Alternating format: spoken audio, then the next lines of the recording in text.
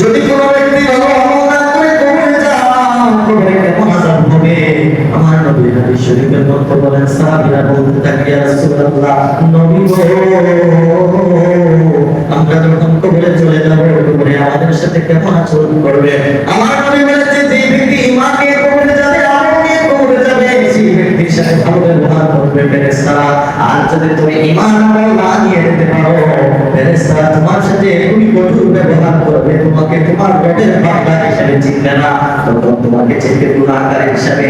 তখন আল্লাহ ডাকতে বলবে, আপনার যে সমস্ত উম্মতেরা দুনিয়ার জমিনে গুনাহ করেছে, দুনিয়ার জমিনে পাপ কাজ করেছে, অন্যায় করেছে, তাদের জন্য কবরে রয়েছে কঠিন আযাব, এবং তাদের জন্য কবরে আমি আল্লাহ জাহান্নাম থেকে কবর পর্যন্ত এমন একটা রাস্তা করে দেব, যে রাস্তা দিয়ে জাহান্নামের আগুনের ভাপ তাদের কবরে আসতে থাকবে। আর তারা চিৎকার করতে থাকবে আর বলতে থাকবে, রব্বে কারীম, আমাদেরকে বাঁচাও, বাঁচাও, আমাদেরকে বাঁচাও। চিৎকার করতে থাকবে, বলতে থাকবে, আল্লাহ আমাদেরকে বাঁচাও, এই কঠিন মুসিবত থেকে আমাদেরকে বাঁচাও। কিন্তু ওই দিন বাঁচানোর মতো কেউ থাকবে না, ওই দিন বাঁচানোর মতো কেউ থাকবে না।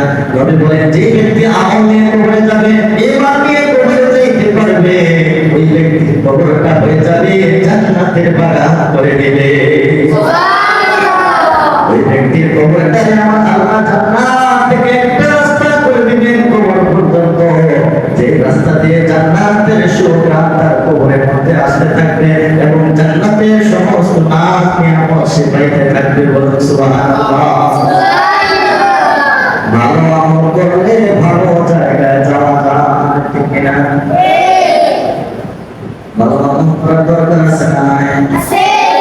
দেশে দেশে মিসামাত মাতার দরকার আছে না নাই? আছে। মিসামাতের দরকার আছে?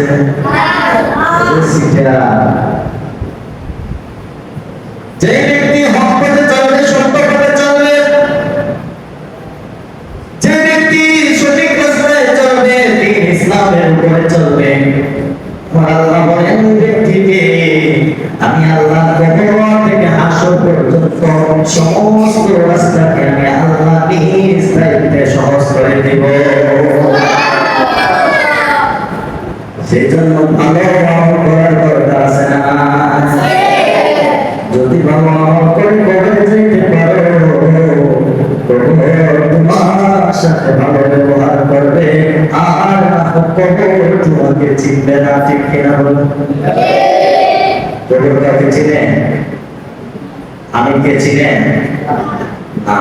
কবর চিনে ওই ব্যক্তিকে, যে ব্যক্তির আমল ভালো, ওই ব্যক্তিকে কবর চিনবে। কবর এই ব্যক্তির সাথে ভালো ব্যবহার করবে যে ব্যক্তির আমল ভালো ছিল। আল্লাহ কুরআনে বলছেন, ইল্লাল্লাযিনা আমানু, যারা ঈমান এনেছে, ওয়া আমিলুস সালিহাত, যারা আমল সালিহ করেছে, ভালো কাজ করেছে, ইল্লাল্লাযিনা আমানু ওয়া আমিলুস সালিহাতি ওয়া তাওয়াসাউ বিল হাক্কি, যারা হকের পথে চলেছে, যারা সত্যের পথে চলেছে, ওয়া তাওয়াসাউ বিস সাবর, যারা সবুরের সাথে দুনিয়াদারি করেছে, সবুর করেছে, শুকরগুজারি করেছে, ওই সমস্ত বান্দাদের জন্য আমি আল্লাহ ঘোষণা দিয়ে দিলাম, তাদের জন্য আমার জান্নাতুল ফেরদাউস অপেক্ষা করতেছে। জান্নাতুল ফেরদাউস কেমন? যে সমস্ত উম্মতেরা জান্নাতুল ফেরদাউসের মধ্যে যাবে, নবী সাল্লাল্লাহু আলাইহি ওয়াসাল্লাম বলেন, ও আমার সাহাবীরা শুনে রাখো, যে সমস্ত বান্দাদেরকে আল্লাহ জান্নাতুল ফেরদাউস দান করবেন, ওই সমস্ত বান্দারা হবে দুনিয়ার সমস্ত মানুষের থেকে আলাদা। জান্নাতুল ফেরদাউসটা হচ্ছে সর্বশ্রেষ্ঠ জান্নাত, সর্বশ্রেষ্ঠ জান্নাতের মধ্যে জান্নাতুল ফেরদাউস হচ্ছে সর্বশ্রেষ্ঠ। যে জান্নাতে হচ্ছে আল্লাহ রাব্বুল আলামিন সমস্ত মুমিন বান্দাদের জন্য রেখেছেন, যেখানে মুমিন বান্দা যারা আল্লাহর হুকুম বিধিবিধান মেনে চলবে, আল্লাহর সমস্ত বিধান মেনে চলবে, ওই সমস্ত বান্দাদের জন্য আমার আল্লাহ জান্নাতুল ফেরদাউস রেখেছেন। বলুন সুবহানাল্লাহ। আজকে আওয়াজ কমে গেল কেন?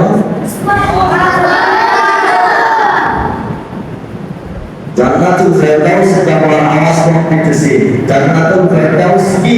আমার নবী বলেন জান্নাতুল ফেরদাউস হচ্ছে সেই ব্যক্তিদের জন্য যারা দুনিয়াতে হকের পথে নিজের নফসের প্রতি জিহাদ করে নিজেকে সমস্ত খারাপ কাজ থেকে বিরত রেখে যে বাঁচায়া আসতে পারবে, ঈমান নিয়ে কবরে আসতে পারবে, সেই ব্যক্তির জন্য আমার আল্লাহ জান্নাতুল ফেরদাউস।